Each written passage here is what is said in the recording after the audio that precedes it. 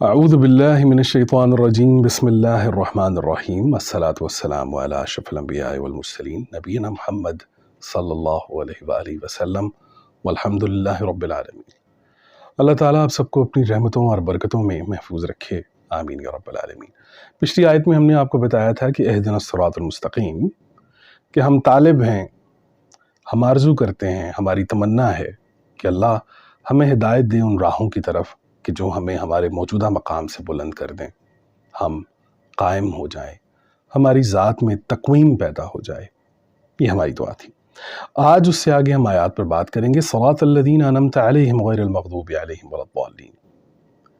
यहाँ पर तीन चीज़ें बड़ी अहम हैं। एक है इनाम याफ्ता लोग, दूसरे हैं मग़दूब और तीसरे हैं दाल्लीन। तो हम देखेंगे कि इनाम याफ्ता कौन से लोग हैं।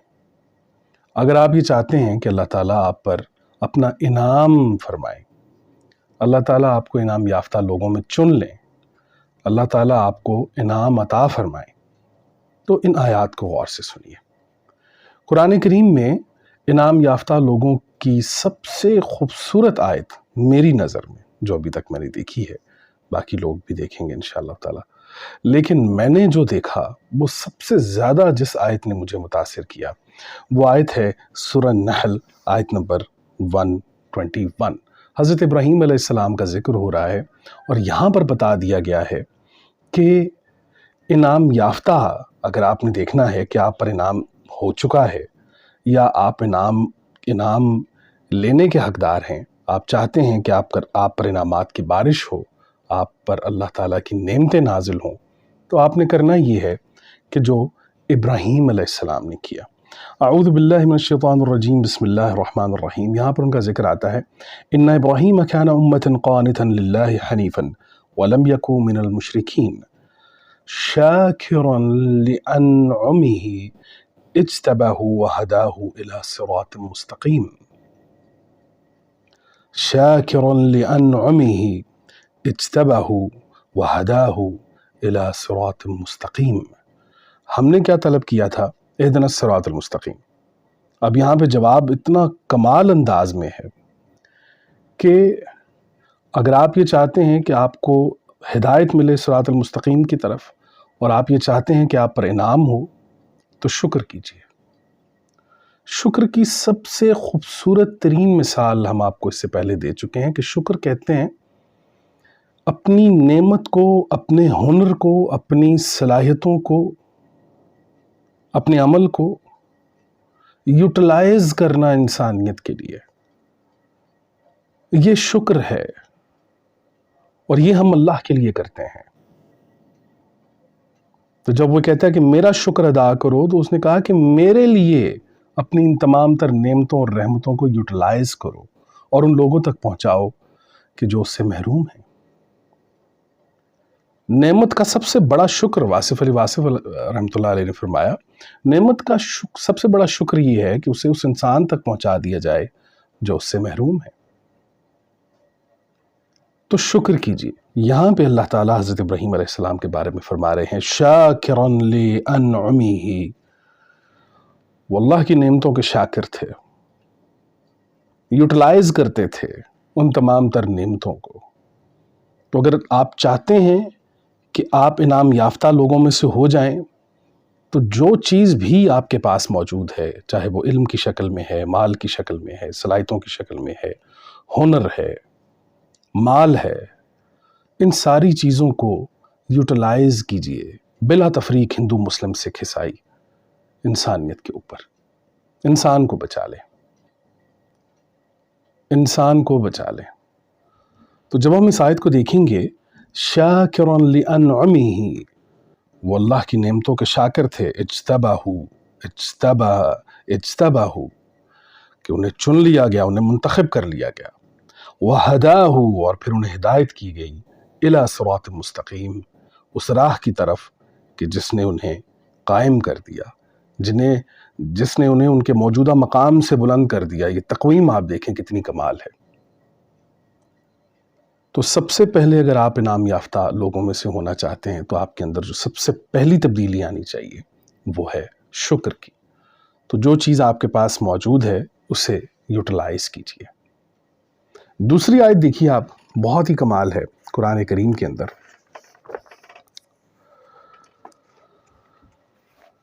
سورہ النساء آیت نمبر 69 میں وَمَن يُطِعِ اللَّهَ وَرَسُولَهُ فَأُولَٰئِكَ مَعَ الَّذِينَ أَنْعَمَ اللَّهُ عَلَيْهِمْ وَمَن يُطِعِ اللَّهَ وَرَسُولَهُ اور جو اطاعت کرے گا اللہ اور اس کے رسول کی، فَأُولَٰئِكَ اور وہ ہوگا مَعَ الَّذِينَ ان کے ساتھ انعم اللہ علیہم کہ جن پر انعام ہوا، من النبیین والصدیقین والشہداء والصالحین وحسن اولئک رفیقا۔ تو اگر آپ یہ چاہتے ہیں کہ آپ پر انعام ہو، وَمَن يُطِعِ اللَّهَ وَرَسُولَهُ فَأُولَٰئِكَ مَعَ الَّذِينَ أَنْعَمَ اللَّهُ، تو اگر آپ یہ چاہتے ہیں تو اطاعت کیجیے اللہ اور اس کے رسول کی۔ اللہ اور اس کے رسول کی اطاعت کا مطلب ہے کہ آپ قرآن کو امام تسلیم کر لیں، قرآن کو حتمی فیصلہ کرنے کی سب سے بڑی اور آخری اتھارٹی مان لیں۔ یہ ہے اطاعت۔ اور آپ دیکھیے قرآن کے اندر اتباع اور اطاعت کے اندر بھی قرآن بڑا خوبصورتی سے فرق کر جاتا ہے۔ انشاءاللہ اگلے آنے والے پروگرامز میں ہم آپ کو بتائیں گے۔ آج چونکہ وقت ذرا مختصر ہوتا ہے ہمارے پاس، تو ہم آیت کو بڑے مختصر انداز میں لے کر چل رہے ہیں تاکہ ہم سورہ الفاتحہ کو مکمل کر سکیں۔ تو یہاں یہ دیکھیے وَمَن يُطِعِ اللَّهَ وَرَسُولَهُ فَأُولَٰئِكَ مَعَ الَّذِينَ أَنْعَمَ اللَّهُ عَلَيْهِمْ مِنَ النَّبِيِّينَ وَالصِّدِّقِينَ وَالشُّهَدَاء وَالصَّالِحِينَ، یہ تمام انعام یافتہ لوگ ہیں۔ وَحَسُنَ أُولَٰئِكَ رَفِيقًا، اور کیا ہی متوازن رفاقت ہے یہ، کمال کر جاتا ہے قرآن۔ آئیے تیسری آیت کی طرف۔ اعوذ باللہ من الشیطان الرجیم، بسم اللہ الرحمن الرحیم۔ یہ اہم ترین چیز ہے جی۔ اگر آپ یہ دیکھنا چاہتے ہیں کہ آپ انعام یافتہ ہیں کہ نہیں، یہ سب سے اہم ترین آیت ہے۔ اعوذ باللہ من الشیطان الرجیم، بسم اللہ الرحمن الرحیم۔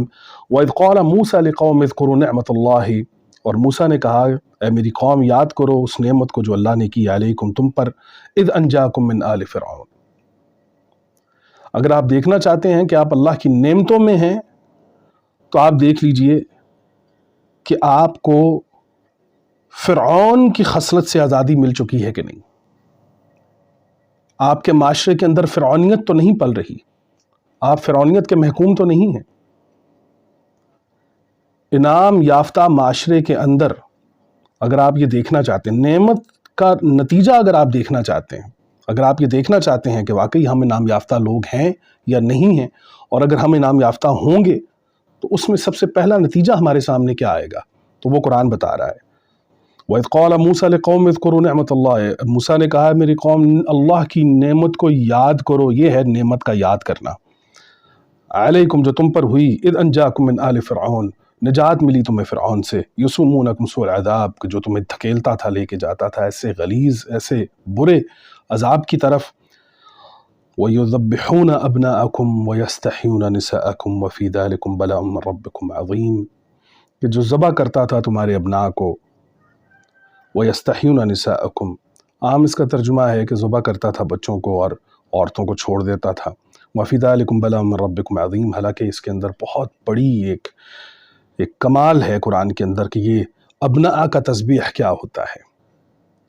اس پر ہم آگے چل کے انشاءاللہ بات کریں گے۔ وہ یستحیون النساء کیا چیز ہوتی ہے۔ جاتے ہوئے پروگرام میں یہ تھوڑا سا میں آپ کو بتا دیتا ہوں کہ وَيُذَبِّحُونَ أَبْنَاءَكُمْ، یہاں پر اولادکم کا لفظ آتا نا تو یہ عام ہر خاص و عام کی بات ہو رہی ہوتی۔ ابناءکم، اولادوں میں سے وہ اولاد کے جن کے پاس آئیڈیالوجی ہو، اولاد تو ہیں وہ جو آئیڈیالوجیکل ہوں، جو اس غلامی کو تسلیم نہ کرتے ہوں، جن کے اندر آزادی یا حریت حاصل کرنے کا سپارک موجود ہو، طاقت موجود ہو، ان کو ذبح کرتا تھا۔ ان کو ذبح کیسے کرتا تھا؟ وَيَسْتَحْيُونَ نِسَاءَكُمْ، وہ فرعون کرتا یہ تھا کہ عورت کو خود عورت کی نگاہ میں گرا دیتا تھا، عورت کو عورت کی ذات میں باعث شرمندگی بنا دیتا تھا۔ کرتا کیا تھا فرعون؟ وہ کون سی ایسی چیز تھی کہ حضرت موسیٰ نے کہا کہ دیکھو تم پر یہ کتنا بڑا اللہ تعالیٰ کا انعام ہے، کس چیز سے تمہاری جان چھٹی ہے؟ جہاں پر اللہ کا انعام نہیں ہوتا وہاں پر وجوہات کیا ہوتی ہیں؟ قرآن بیان کر رہا ہے۔ وہ کرتا کیا تھا فرعون؟ وہ یذبحون ابناءکم، وہ ذبح کرتا تھا تمہارے آئیڈیالوجیکل بیٹوں کو، کہ جن کے اندر حریت کے لیے، جن کے اندر اپنا حق مانگنے کی صلاحیت تھی، جن کے اندر حریت کے لیے لڑنے کی صلاحیت موجود تھی، ان کو ذبح کرتا تھا وہ۔ وَيَسْتَحْيُونَ نِسَاءَكُمْ، اب یہاں پر عام جو ترجمہ ہمارے یہاں کیا جاتا ہے کہ وہ بچوں کو ذبح کر دیتے تھے اور عورتوں کو چھوڑ دیتے تھے، قرآن کئی مقامات پر پہلے نتیجہ پیش کرتا ہے اور پھر بعد میں سبب پیش کرتا ہے، کئی مقامات پر پہلے سبب پیش کرتا ہے اور پھر ساتھ میں نتیجہ پیش کر دیتا ہے۔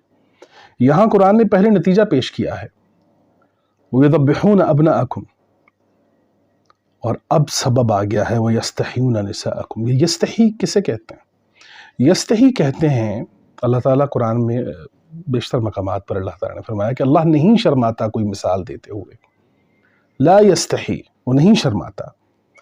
تو یہ مستحی کہتے ہیں شرمندہ کو، مستحی، یستحی، وہ جب عرب کسی کو یہ کہتے ہیں نا کہ تمہیں شرم نہیں آتی تو اسے کہتے ہیں ما تستحی علی وجہک، کہ تمہیں شرم نہیں آتی، تم یہ بات کرتے ہو، تو تستحی وہ کہتے ہیں، وہاں پہ وہ لفظ استعمال ہوتا ہے۔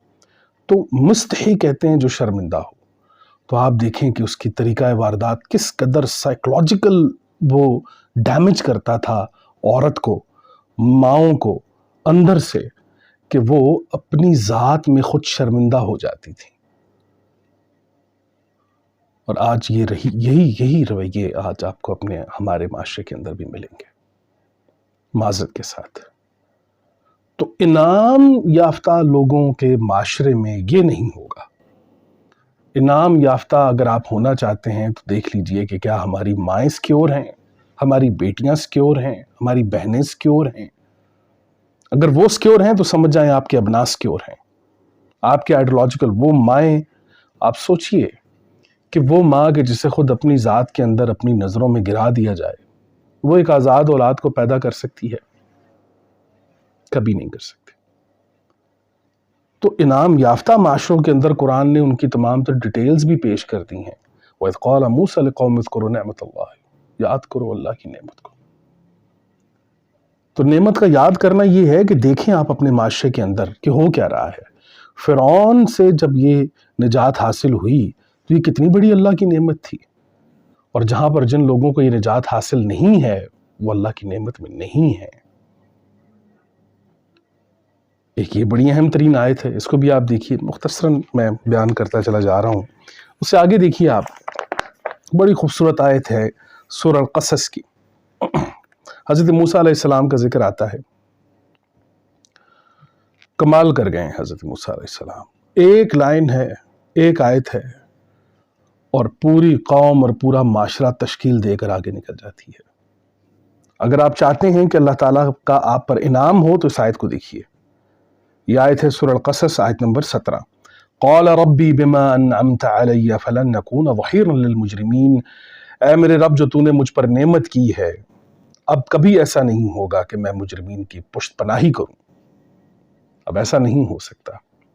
آپ یہ چاہتے ہیں کہ اللہ کی نعمت کا شکر ادا کریں، آپ چاہتے ہیں کہ اللہ کی نعمتیں آپ پر نازل ہوں، آپ چاہتے ہیں کہ اہدنا الصراط المستقیم کا مصداق آپ پر آئے، آپ کو حاصل ہو جائے وہ صراط، تو جرم کی پشت پناہی چھوڑ دیں،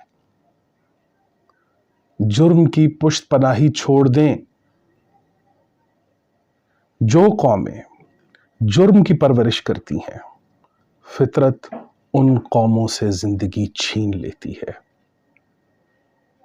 جو قومیں جرم کی پشت پناہی کرتی ہیں، تو ہمیں یہ چاہیے کہ ہم لوگ یہ دیکھیں کہ انعام یافتہ لوگ کون ہیں، یہ کن کی بات ہو رہی ہے۔ اور بھی بہت سی آیات ہیں یہاں پر انعام سے تعلق رکھنے والی، نعمت اللہ سے تعلق رکھنے والی۔ تو وہ آیات آپ دیکھیے، میں نے مختصراً آپ کے سامنے رکھی ہیں کہ وہ کون سی چیدہ باتیں ہیں کہ جس میں آپ انعام یافتہ لوگوں میں آپ کا شمار ہو سکتا ہے، ہمارا معاشرہ جو ہے وہ انعام یافتہ ہو سکتا ہے۔ اور اللہ ताला हमारी नस्लों को इनाम याफ्ता कर सकता है अगर हम इन आयात को गौर से तामुक के साथ देखें।